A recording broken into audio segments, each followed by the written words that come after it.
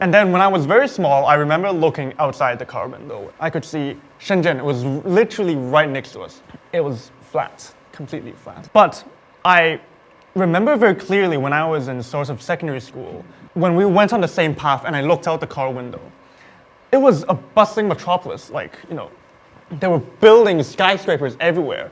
And this has sort of really touched me when I personally sort of experienced how the mainland has developed at such a quick pace.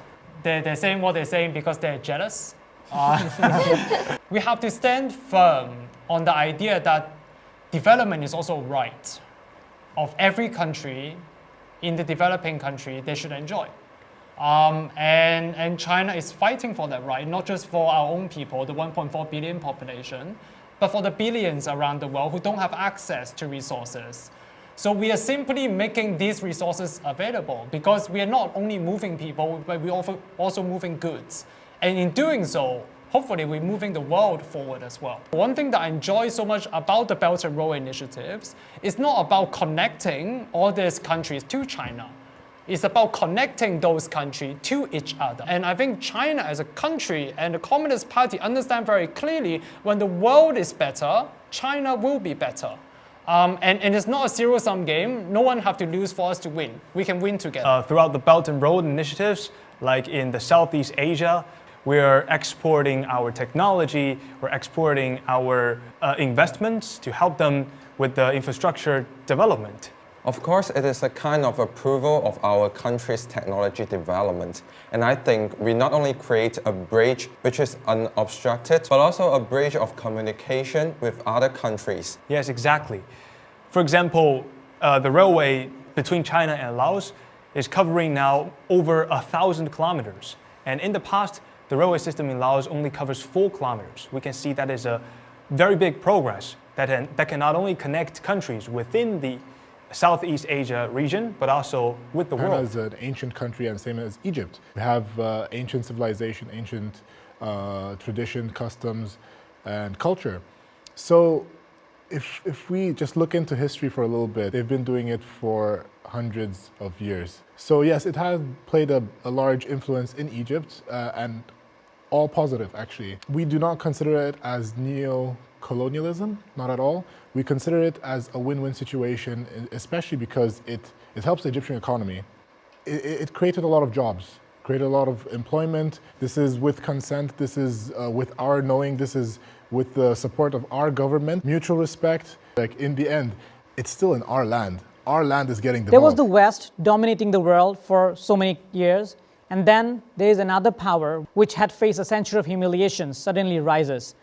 And that, of course, is giving a new definition of democracy, giving a new definition of socialism, and giving definitely diverse definitions. And that when happens, of course, the ones in power would never be able to digest that. And obviously, they would be the one trying to portray the challenger in a negative light. And that's what we can see now, the battle of perceptions that's happening with China's rise. I had a chance to see this implementation of whole process democracy in daily Chinese lives. In August, I went to a local neighborhood committee in Beijing, and I talked with the local secretary and also the retired elders and the local residents. They showed me how it works in their lives. So basically, when the neighborhood has some issues or problems occurring, they will gather this meeting, and after lots of discussions, they will come up with a solution. And these solutions will be passed to the party organization at higher level. And in the end, these problems will be solved in a really short time. Really amazing how efficient it works. Democracy is like a garden. And in a garden, there are different flowers. Similarly, in the garden of democracy, different types of democracy are flourishing all together. I think the West or the so-called other democracies should have this minimum courtesy and respect that when a country is thriving, when a country's political system is working, when there's stability in the country, they should not interfere or meddle in their democracies and try to export their democracy in other countries. Just look at the last decade, the elimination of absolute poverty. In the history of the world, no other country has been able to lift so many people together from poverty as China did. So I think this answers the question that definitely China's form of democracy has worked for its people, and this is what is working for the 在美国 country. 如何儒大？ If I want to be a member of a political party, I'll just You go and just sign fill up in a a form. form. And I also knew some American friends who were one day Republican and the next day Right. Democrat. Exactly, I right. think another issue behind this movement is that sometimes when girls do not wear makeup, they'll be called impolite, especially when during an interview or some formal situations. So. And to be honest, I've felt more comfortable walking around with whatever I want to wear and without makeup in China than Korea. So yeah, I feel like I do tend to get judged more in Korea. If you like to wear makeup when you go up, then it's honestly up to your personal preference. If you think it makes you look your best, then go ahead. This year's Mid-Autumn Festival, in our campus, we can see people maybe from all the cultural background, they wear up their own costumes. For example, Hanfu and also Hanfu and also kimonos. They are all enjoying our festival in the big background of culture, but also they have their own characteristics. When one says about like protecting its culture, I think it means protect it from being forgotten. But at the same time, I think it should be our duty to share our culture with the world as long as they respect it and appreciate it. It's like a sense of duty for us. You know, if we Chinese do not defend our own culture, then who else will? Especially the duty of younger generations to carry on some of the customs or culture, into the far future. And also, I think maybe we can see ourselves as the outcome or the result of the cultivation of our culture. But to me, it's more like a dynamic process. While we are shaping our culture, the culture is also shaping So us. I also agree that China and Korea actually in the culture side, we share so much in common. There is a very famous theory related to the culture dimension. In that theory, Korean and China, our score are really, really similar in the 5 dimensions. And the way of we're thinking, we're talking, our behavior, we can share a lot. South Korea and China have a very similar culture. What is a history spread of Europe is Greece. And what is is true? What is the historical spread of East Asia? We can deny it is not China. It is China. Yeah. So many culture of East Asia include Vietnam and South Korea and Japan. This traditional culture is we can say is almost from China, but we changed as through times. We do not need to debate. We just can admit each other's culture and respect each other. The world is a chessboard on which we play a game that was never supposed to be fair. I hate to say this, but we do inherit most of the social capitals that get to decide what kind of a role we start with when we come to this world. The world is not fair, but it doesn't make it any less worthy of living. So go play with what you have, carefully, but boldly at the same time, to unleash the unknown possibilities of life, or change the game. 抖音 Ask yourself, what is the most important thing in your life? You're going to say your children, your family, maybe your career so you can provide for your family, and all of that is the wrong answer. What if I told you the right answer was, I am the most important thing in my life, me. X. Ha! Can you just imagine saying that? The judgment, the astonishment, the amazement of people at your selfishness. Oh gosh, people might not like you anymore. But here's why it's critical. If you can't take care of your own happiness first, how on earth can you take care of anyone else's? If you can't love yourself first, how can you give love to anyone or anything? If you can't live in gratitude and joy, how can you bring fulfillment and joy to anyone else? If I could have seen back then, if I could have seen what I was doing to myself, if I could have seen my mother for who she was, if I could have seen that I was the option, not the priority, I would have said, stop, be brave, put yourself first, take care of this person first. I would have said, go and live that dream. No one's going to do it for you, and quite frankly, no one will really care if you don't. I would have said, learn to say no, because helping shouldn't hurt. So now I would like to invite you to just take a moment and refill your cup. Maybe start with something small, a moment of peace. This is mine. He soothes my soul. He brings me back to who I am. What's yours? 抖音 Take, for example, a professional, which really works very, very hard to get the next promotion. And then when they finally get promoted, there's a fleeting sense of satisfaction because they've already set their sight on the next promotion.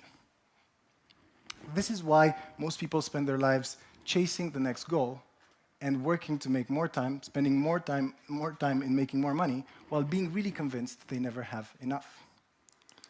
This misguided belief leads people to live for tomorrow, a tomorrow that almost never comes. When we work during holidays and weekends, we put our professional and personal goals at odds. And we start to enjoy our work a little less. But when we enjoy our work less but still have to do it, we really lose our motivation and we become cynical. Now, when we've lost our motivation, but we still have to do the work, we procrastinate. When we procrastinate, everything takes more effort, and we become exhausted.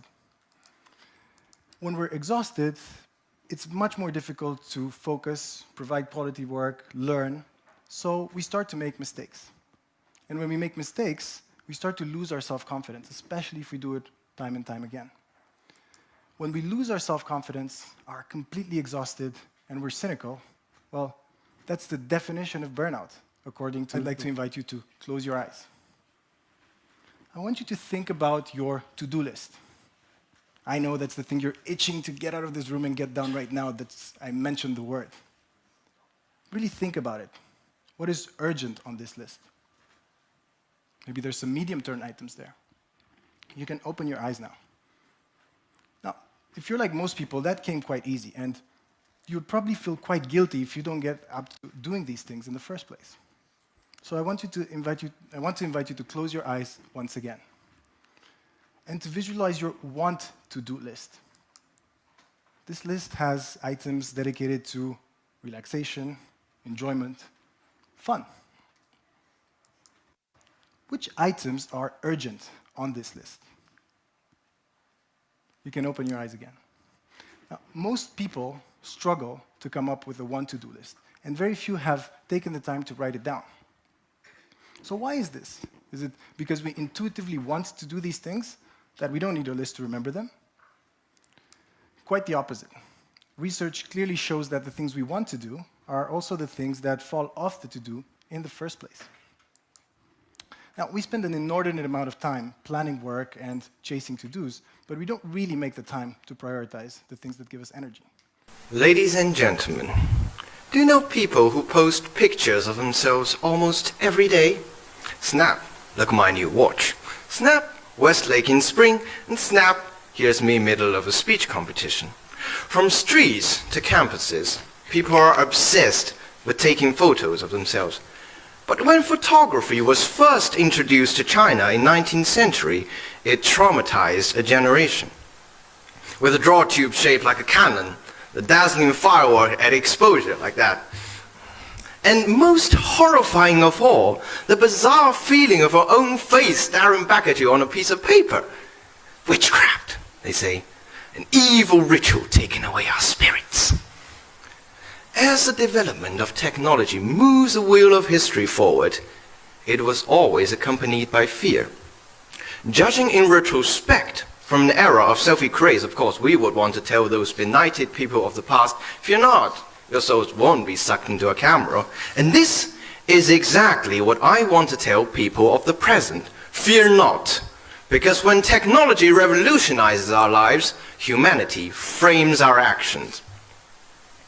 Look at our world now.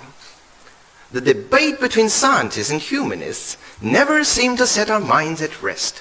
When scientists are bragging about generalizing 5G, 6G, the humanists say you're providing easier ways to infringe on personal privacy. When scientists brag the AI as humans' ultimate assistant, the sci-fi writers say, beware that they might develop consciousness of their own. Once I, a self-proclaimed physicist, talked to my pals from the School of Humanities about teleportation. I said, theoretically, we can transport anything from here to there instantly by disintegrating the stuff here and reconstructing an identical one there. But I was instantly bombarded with, so, soon you're going to transport people in this way, won't you? But will one be the same person after teleport? Will my consciousness be instantly terminated upon disintegration here, leaving only a duplicate of me to be reconstructed there? So, innocent bystanders, upon hearing these fantastic debates, panic. Oh no, the geeks are going to read our mails. The robots are going to take over the earth.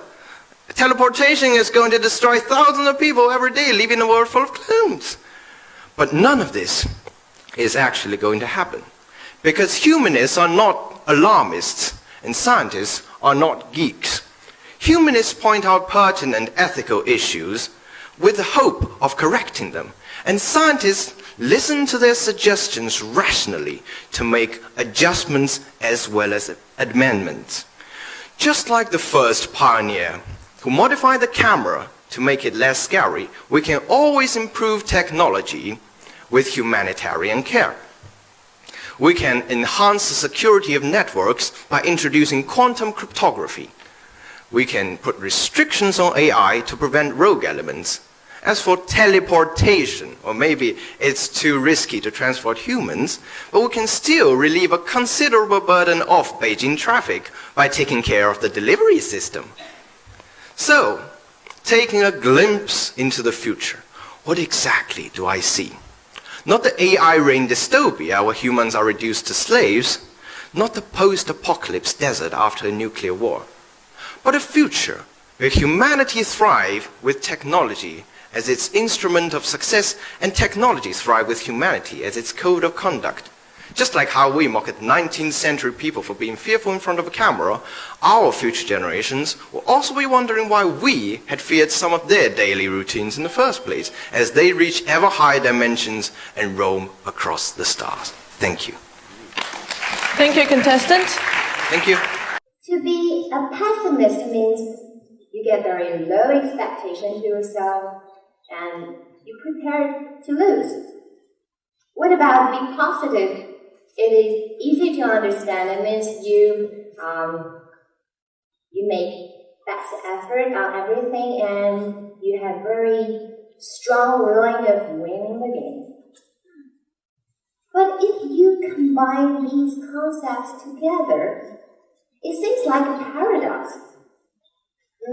Yes, I think so, but I also think it is the way the world burned to be.